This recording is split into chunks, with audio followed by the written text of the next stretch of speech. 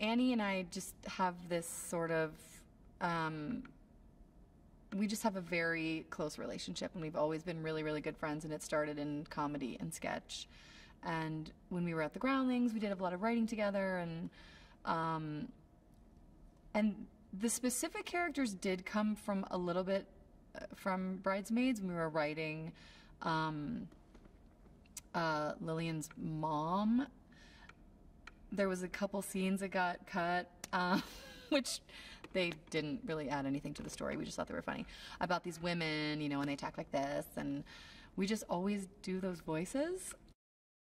They've been best friends for years and years, and sometimes you do sort of morph into your close friends and your partners in life, and there are elements where you become very similar, and they just live in their own world, which is what I love about them, and they're not really affected by a lot of things out in the big bad world, and they're just sort of like happy and blissful, and they're living in this existence, and they dress the same, their hair is kind of the same, and they just come from like a very pure place, and they're a little oblivious to a lot of things that are going around them too, which is what makes them funny to me.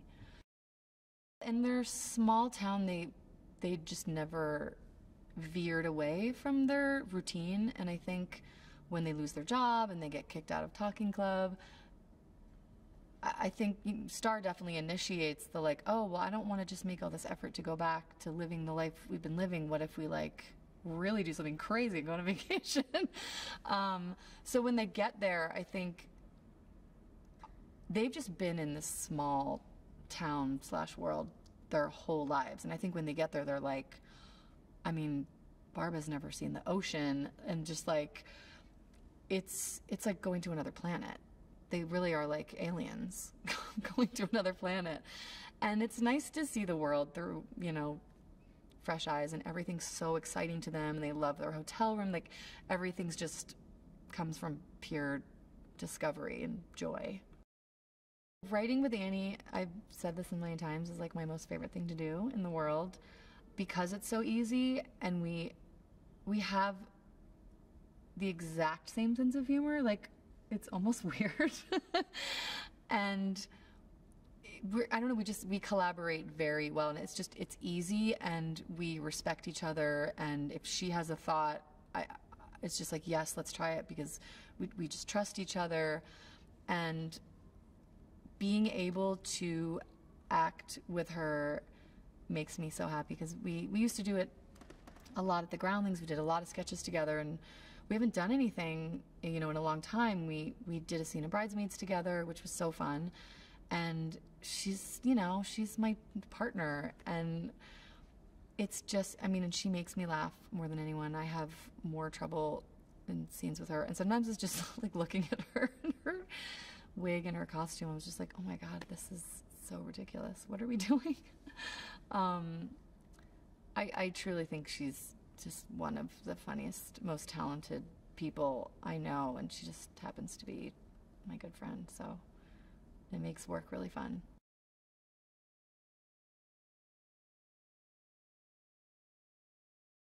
Good evening. I'm Richard Cheese. I'm a lounge singer. You might know me from my band, Richard Cheese and Lounge Against the Machine. And I am here on the set of Barb and Star Go to Vista Del Mar. I play Richard Cheese. It's kind of a stretch for me, but I think I'm doing it pretty well. And I am the lounge singer in the cocktail bar in this movie, and I am so excited to be a part of this. It's kind of insane. Usually I drink. I have a lot of cocktails. This movie is like a natural cocktail. Like, I don't even need to be drinking. However, I am drinking. I'm very drunk right now, but it doesn't necessarily need to be. So if you're familiar with my band, great. If you're not, I'm Richard Cheese, and I have a band called Lounge Against the Machine, and what we do is we take songs that the kids are listening to, you know, the rap and the rock and the pop songs, and we swankify them. You know, we give them that lounge feel. So it's kind of like Dean Martin or Frank Sinatra singing a song by Snoop Dogg. So one of the reasons why I'm actually here is because Kristen Wiig is a fan of Richard Cheese and Lounge Against the Machine.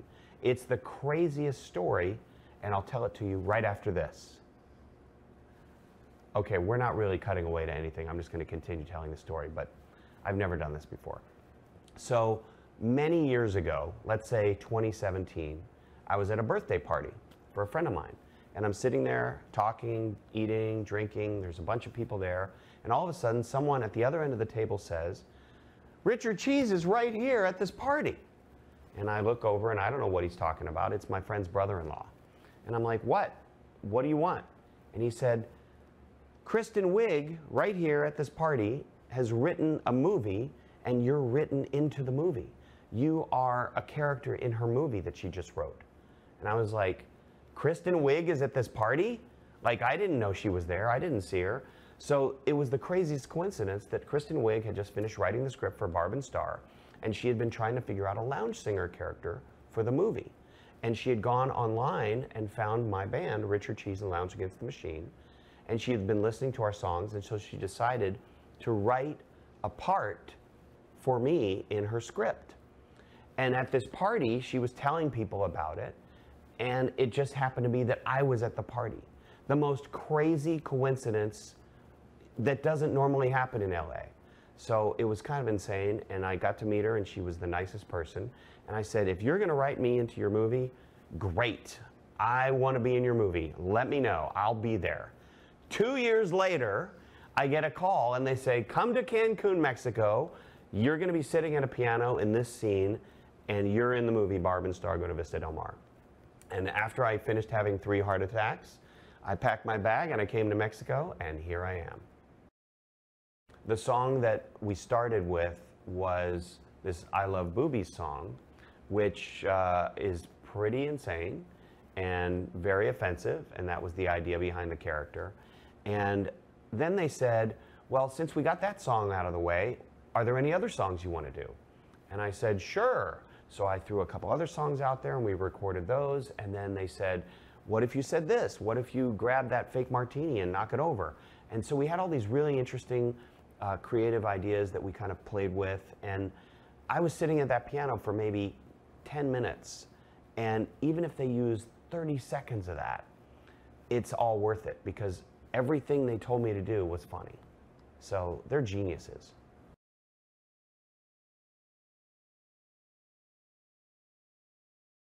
Kristen and I came up with this idea when we were writing Bridesmaids. Actually, we would be writing scenes for the movie, and then we would go off on these tangents where it was like Lillian's mom.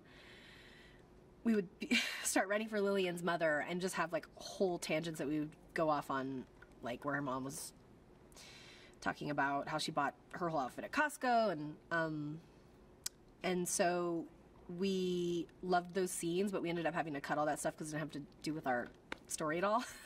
So as we were cutting them, we kind of jokingly said, one day we're going to write these characters into a movie, and it's going to be Barb and Star.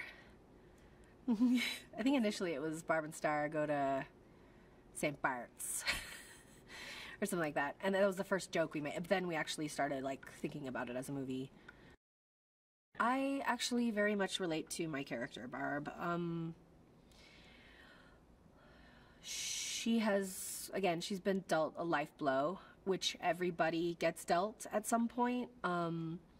And I think she is living in fear, and she's comfortable and gets stuck there. And she's comfort in her routine, comfort in her schedule, and she is afraid to live. And so when the trip comes about, she's initially afraid, and then obviously, I mean, I think, and then she experiences some unexpected, I don't know, what would you say? I think she has some, her story takes an unexpected turn, and she finds a part of herself that she didn't know was still there. Whoa. She finds a shimmer. For me, working with Kristen is a very natural, easy, fun process. It's the best creative relationship, aside from our friendship, which is, I mean, she's, obviously she's one of my best friends. I don't know, it's a thing that's hard to put words to explain what it is, but it's just when we get together and we start writing, it just happens. It just like falls out of us, and then as we go through the next steps of the process, it just continues to. It's a chemistry thing, I think, that is very hard to come by as well, and it's the most rewarding for me. It's my favorite. It's just my favorite thing to do. Just work with Kristen. Vista Del Mar is a resort for middle-agers, which is an underserved population. And in our dreams it exists, which is why we wrote about it. It's kind of like spring break for the middle crowd. Vista Del Mar has its own particular charm. There's a lot of flamingos, there's a lot of pink and turquoise, and there's a lot of suitcase-sized cocktails.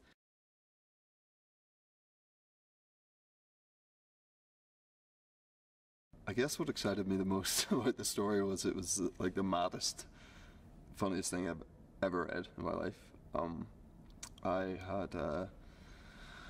I've sort of always wanted to do comedy. I've been very vocal about that, and I sort of always thought I would do comedy, and then, you know, played, you know, a couple of quite dark characters, and then you sort of find yourself down a certain path and doing a lot of dramas, and I was always trying to find a way back into, or no, a way in, not even a way back, like a way into doing comedy. And then there's been a few things that I've nearly done that then I'm quite glad I didn't, and then, you know, when a script comes and it has like Kristen, Wiig and Mumolo on it, you know, on the cover of a sheet, you're like, I knew it was going to be funny, and I wasn't quite ready for how sort of insane it was, but I just instantly was like, definitely want to be a part of this madness. Annie and Kristen are everything that I wanted them to be, and way, way more. I'm like such a fan of theirs, you know, just like beyond everything else, and you know, at the beginning of this process, that's sort of all I was, and you're coming into their world and hoping not to, you know, fuck it up. And from literally the moment I met them, they'd just been so giving and open and honest and brutally funny with me, and we just had such a laugh, you know, at all stages of the process. You know, I'm used to having a laugh on set and then, you know, reining it in between, you know, action and cut because there's drama to be told or whatever, and this is just, it's just this ongoing sort of ridiculousness, which is really fun. Yeah, and as I say, like, for this to be my first comedy to jump in with the two of them and with what they've, you know, done before, and they're like titans of the comedy world, you know, and I feel very, very fortunate to have started my comedy film life in their hands. So I play Edgar Paget, whose name his name's funny to me to say, who is an Irish guy who has come from not a lot and has had a few hardships in his life when he was young, and then a woman comes along and takes him back to America to work as her errand boy in her sort of evil empire. And it's a true story.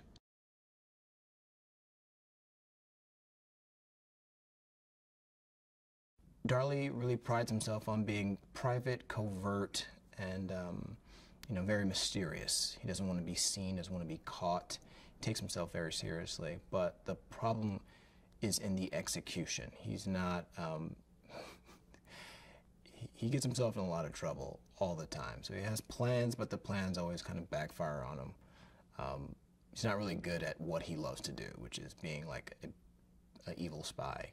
I feel like he learned how to become a spy by watching like the Cartoon Network or something.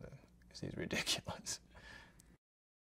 So Darlie definitely prides himself on being a private person, but he has this habit of divulging way too much information about himself while trying to be secretive, and it just makes room for, you know, really funny scenes, especially when, you know, Kristen and Annie are there just ready to throw different, you know, alts towards me, which were all funny. It's crazy. They're always funny.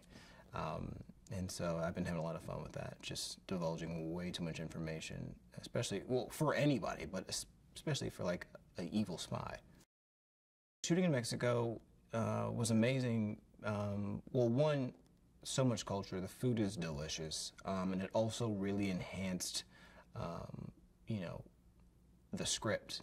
It's exactly what you pictured it being in the script. Audiences can expect insanity, but also heart and lots of laughter. Like, there's no way you can watch this movie and not crack up.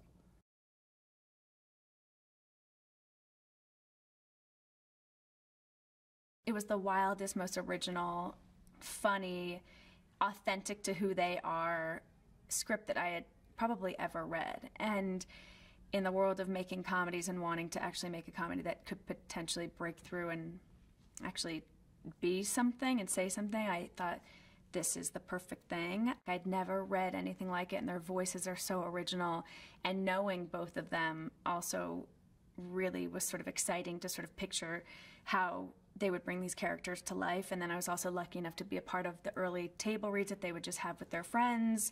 So I got to hear their voices very early, and I got to know not only the girls as people better, but these characters.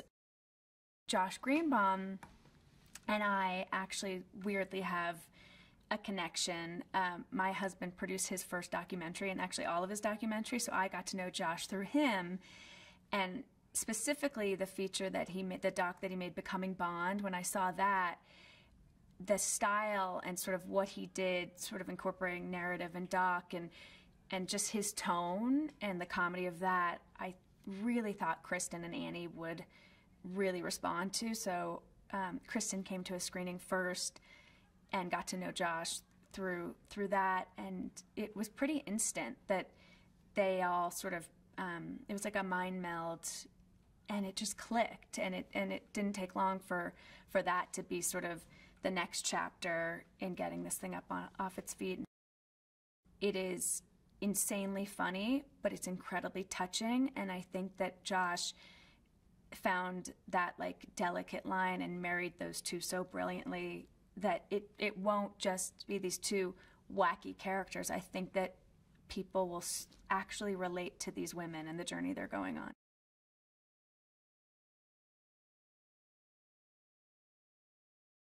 The first time I read the script, and this sounds cliche, but it's absolutely true, I laughed out loud about every page. It was just so, like, crazy in such a good way, and it was just like, I can't believe this is happening, and I just laughed out loud.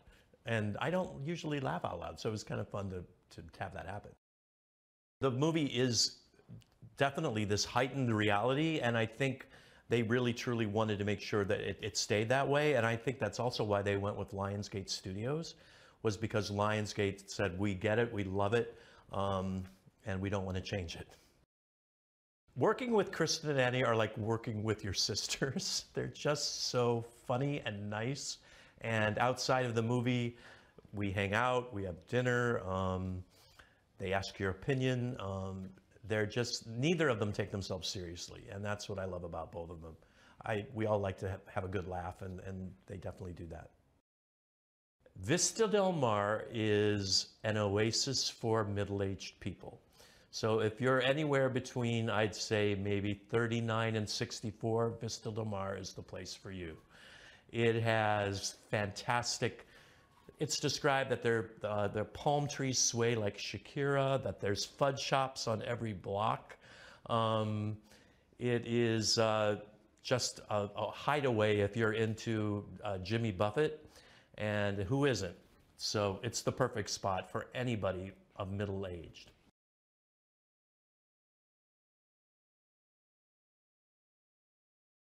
I had a very early lunch with Kristen, which was exciting because I'm a massive fan of hers.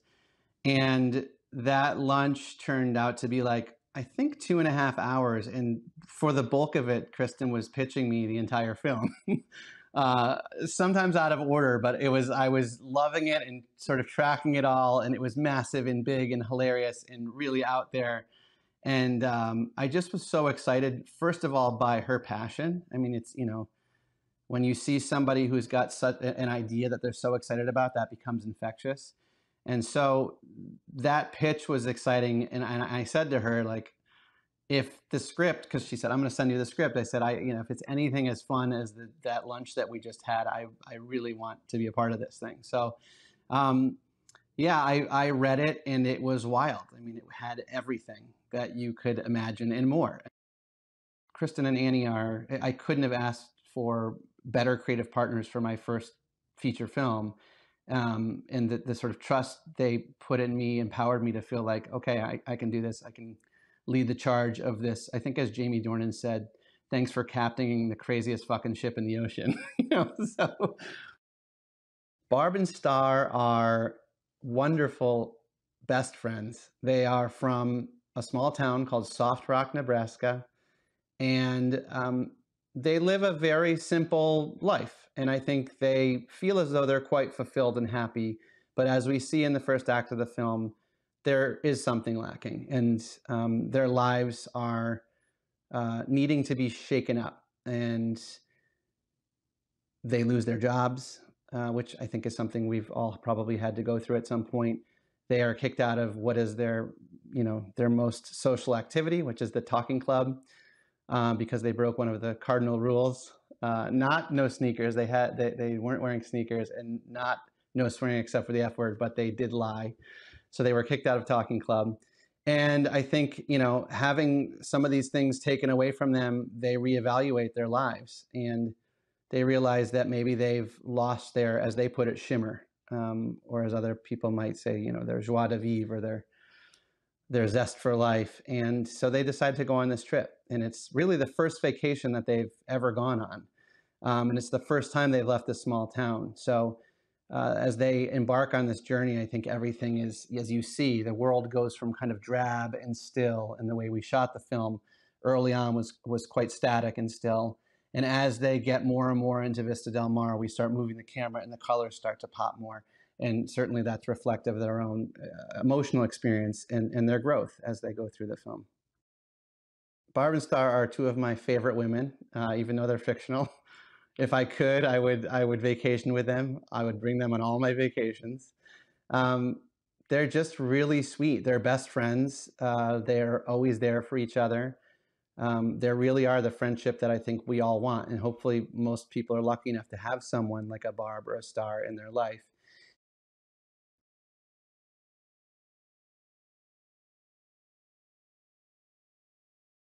Definitely Trish, the ghost, the sea ghost. That's funny. I love the whole drunken treasure when they get all hallucinated and you talk in slow motion, and so that's funny. And then one of my favorite parts is when they first come to the hotel, how everybody's like singing and dancing and putting these giving them drinks and stuff, and they realize that they said motel, and everybody, the music kind of is like, give us our stuff back. George makes this drink called the Buried Treasure, and it's the drink that a lot of people come to the Flamingo Nest for. It's a very popular drink. You know, it's made in this huge fishbowl type glass, and it has a whole bunch of different ingredients that I can't tell you about right now. But the main thing about this drink is the treasure. And in the treasure, there are some elements that I also can't tell you about, because if I tell you about them, I might have to kill you. But these elements will get you a little bit twisted and a little hazy at times, but yeah. So Vista Del Mar is the perfect vacation spot because it's like a tropical hideaway. And, you know, when people come to Vista Del Mar, you know, you experience so many different adventures, you meet so many nice people, y'all become friends, and by the time you leave Vista Del Mar, everybody feels like family. And I think like Vista Del Mar is like when Dorothy and Toto went to go see the wizard. You know, I mean, that's, you know, that's why I could describe it.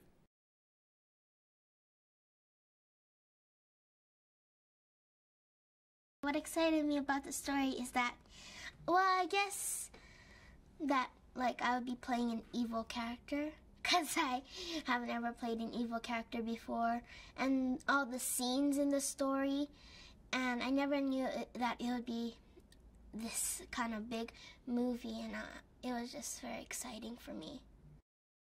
Well, I play Yoyo.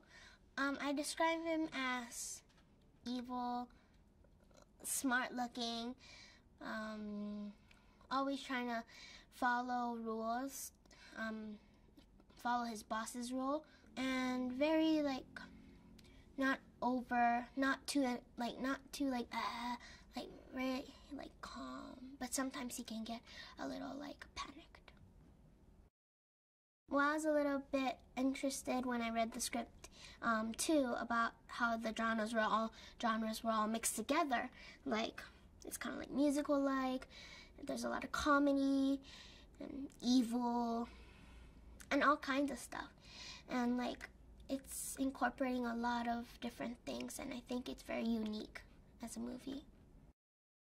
Yeah, working with Josh was really fun because like I was really like worried because this is my first movie, but Josh being the director, and like other people like Annie and Kristen and the crew, they really helped motivate me in all different kinds of scenes, and it really calmed me, and they all encouraged me, and especially Josh and Annie and Kristen.